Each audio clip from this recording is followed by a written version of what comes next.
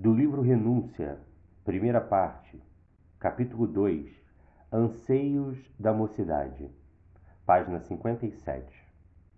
Ah, isso tem sido um longo sonho meu, disse a jovem de olhos coruscantes. Tenho sede inexplicável do mundo novo que nos acena à distância.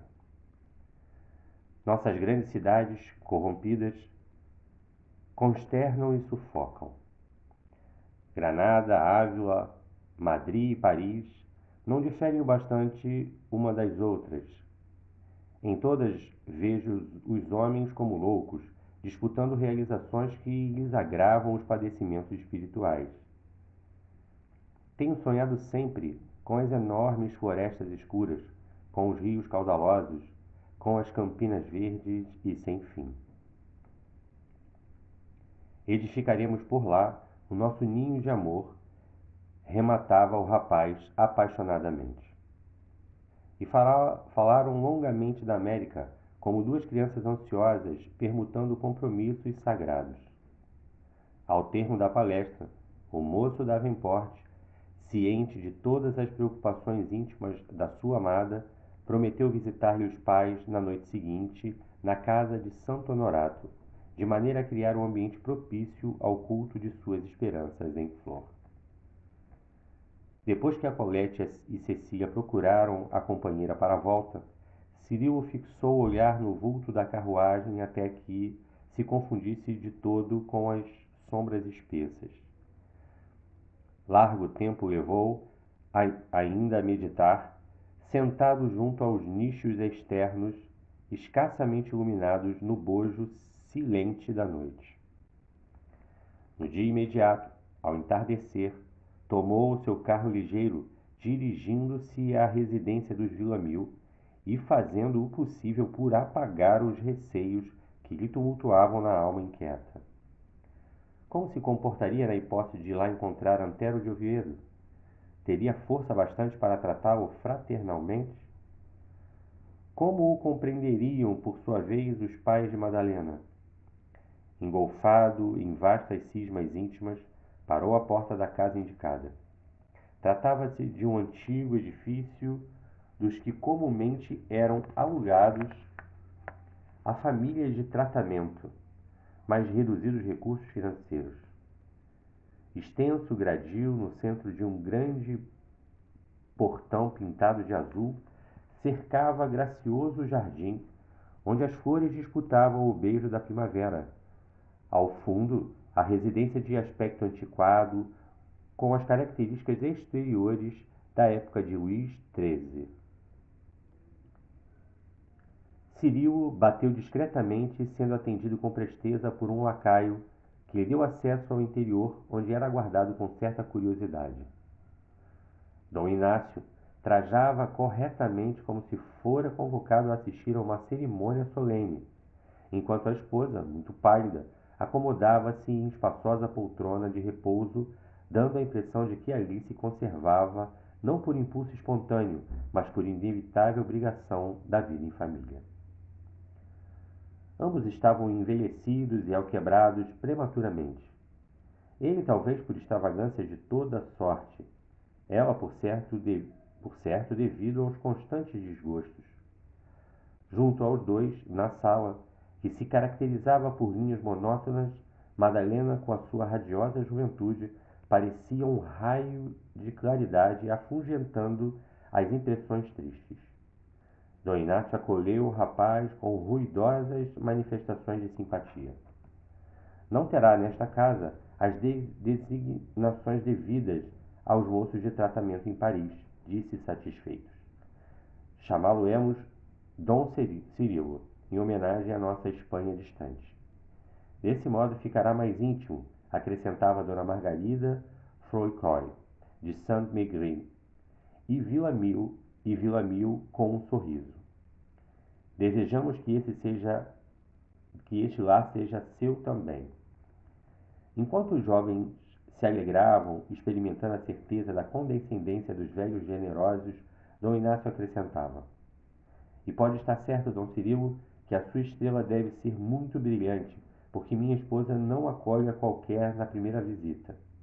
Riso geral coroou essas afirmativas, ao mesmo tempo que a palestra descambava para as recordações das pátrias distantes.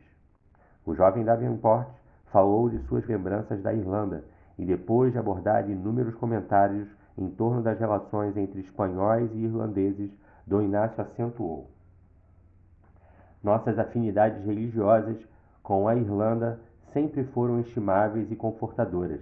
Aliás, fui eu que teve a honra de acender a primeira vela enviada pelos votos do santo arcebispo de Armagh, em Dublin, na fogueira em que foram castigados em Granada alguns hereges do Longford, num dos nossos maiores autos de fé.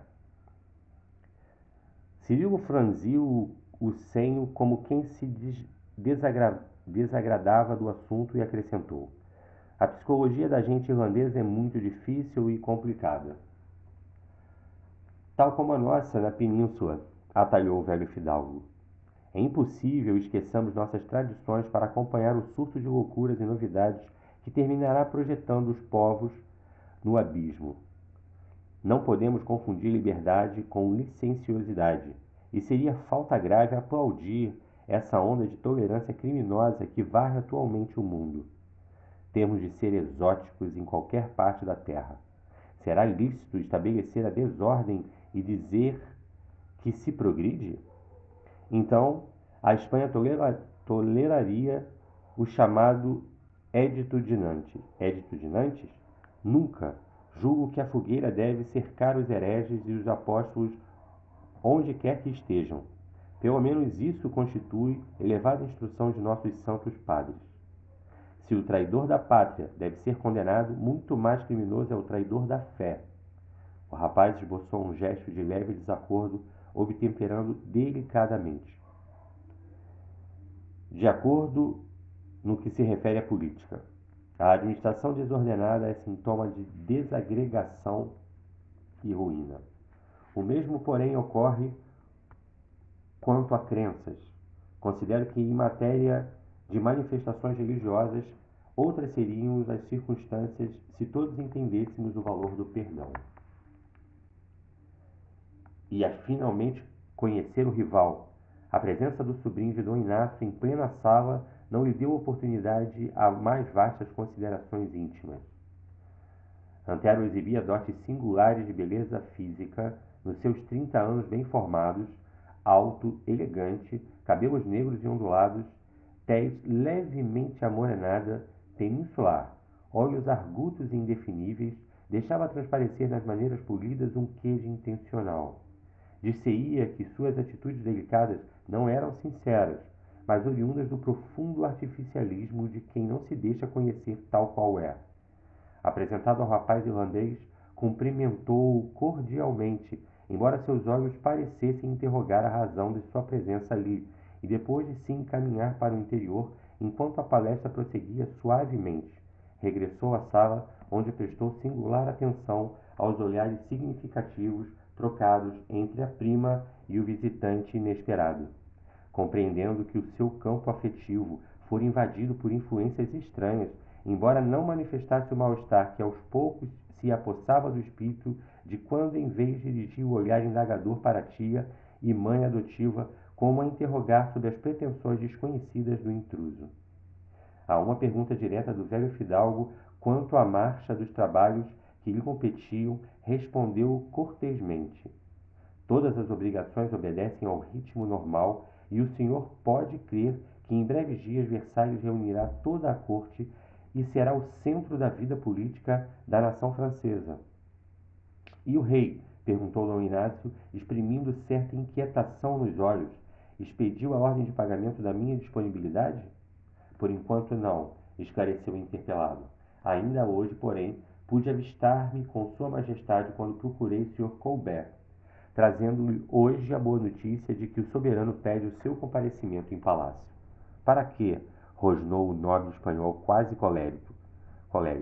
Amanhã farás o favor de dizer ao rei dos franceses que se me chama para me despojar de algum bem, os seus ministros já me usurparam as dignidades.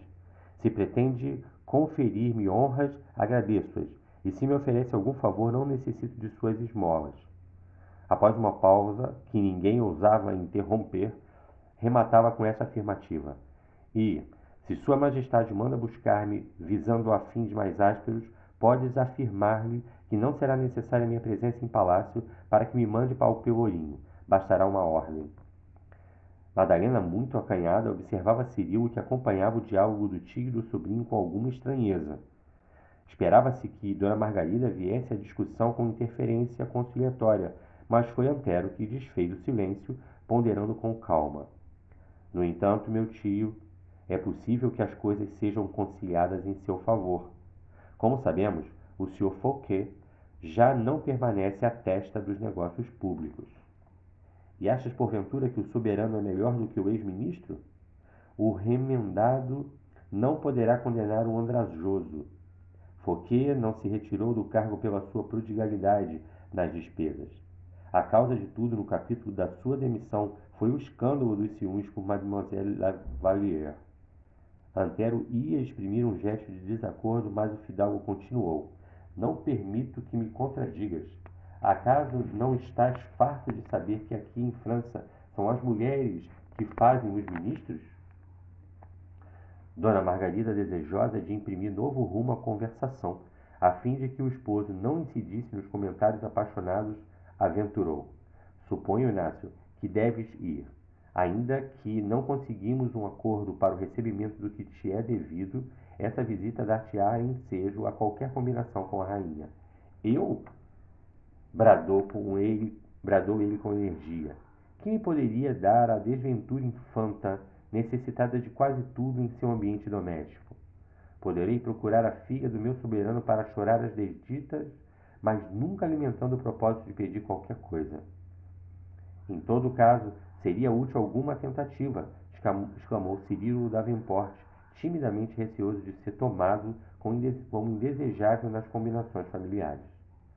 Dom Inácio Villanil, porém, carregou mais expressivamente o semblante e sentenciou: Mas eu sou um homem da velha têmpera. O rapaz, compreendendo-lhe a resistência inquebrantável, baixou os olhos e calou-se. A palestra chegou ao fim com as expressões conciliatórias de todos ante a intransigência do velho fidalgo. Nenhum argumento lhe modificou a atitude. Nas despedidas, notando a ternura dos olhares e gestos da prima e do jovem Cirilo, Antero sentiu que mortal ciúme lhe envenenava para sempre o coração. 2 semanas passaram, repetindo-se diariamente a visita de Davenport, as ideias intransigentes de Dom Inácio e a perplexidade do sobrinho dos Villamil, que vinha de Versalhes a Paris de 3 em 3 dias.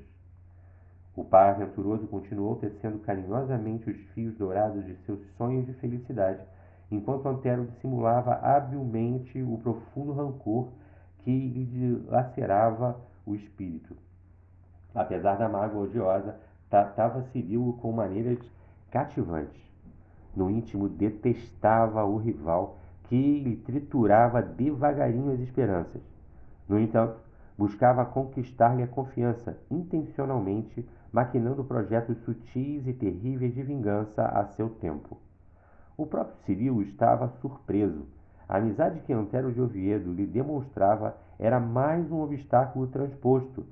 A certeza de que o companheiro da infância de Madalena lhe compreendera os propósitos sinceros constituía fonte de tranquilidade para o seu coração. Andava por isso mesmo, plenamente satisfeito, respirava os ares de Paris a longos exaustos. O serviço diuturno fizera-se leve e doce, o novo estado de espírito descortinava-lhe profundos horizontes no entendimento justo da vida. Aguardava a noite ansiosamente e, quando em companhia da jovem amada, renovavam os dois os votos afetuosos, os juramentos sublimes, as promessas de eterno amor.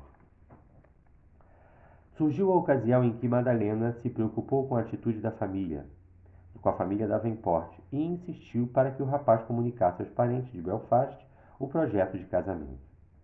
Cirilo prometeu escrever, mas alegou que antes mesmo da consulta aos pais, procuraria ouvir o tio Jacques, em Blois, que lhe consagrava paternal afeição desde os primeiros dias de sua vida. Mademoiselle Villamil demonstrava cuidados justos e, contudo, no espírito de resolução que lhe era característico, Cirilo considerava semelhante zelo de somemos importância, pois, ao seu ver, casar-se-ia ainda que não obtivesse para isso a aprovação da família. Todavia, dada a insistência da jovem nas conversações confidenciais, Davenport dirigiu-se certo dia a Blois, com o fim de aconselhar-se com o tio, antes de assumir o compromisso desejado. Durante toda a viagem, Cirilo entregou-se a singulares devaneios. Susana havia muitos dias voltara de Paris para o ninho doméstico e o rapaz lembrava o seu olhar inesquecível quando se despediram. Sua expressão traduzia um misto de frieza e dor, de ressentimento e crueldade. Por quê? Ignorava a violência das suas intenções, procurava em vão atinar com a causa da sua tristeza.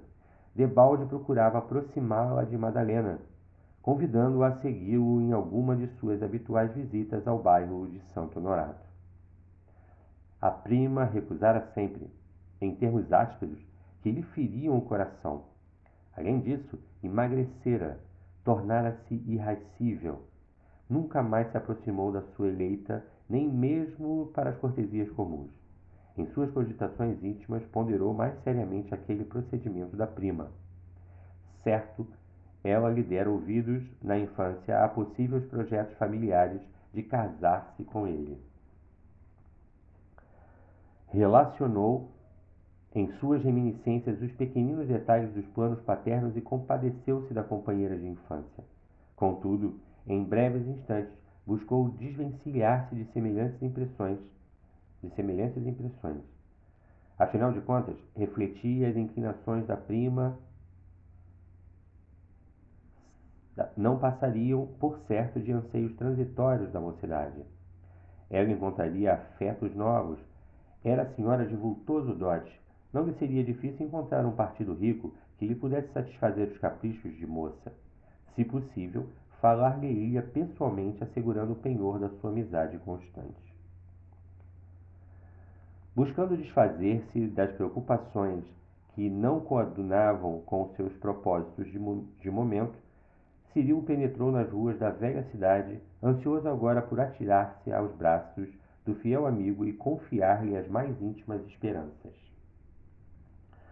O professor Jacques Duchesne Davenport residia em antigo parque que adquirira para a localização da sua escola, de proporções vastas, destinada à preparação de crianças de ambos os sexos antes do acesso aos monastérios do tempo, consagrados ao serviço educativo. Viúvo já de alguns anos, o bondoso amigo da infância, com a cooperação de 2 professores dedicados, ali vivia entre os meninos de Blois como se estivesse esquecido das cogitações mais fortes do mundo. Não era propriamente um velho, na expressão justa do termo. Entretanto, os fios grisalhos destacavam-se na cabeleira, e as rugas povoavam-lhe o rosto, embora estivesse tão somente próximo dos 60 anos. Muito raramente dispensava a bengala, que lhe completava a feição de patriarca junto dos petizes, e as crianças adoravam-no como a um pai. Não obstante as profundas experiências da vida que suas atitudes demonstravam, seus olhos eram vivazes e amorosos, dando a impressão de que no peito palpitava um coração de grande criança, afetuosa e compreendedora.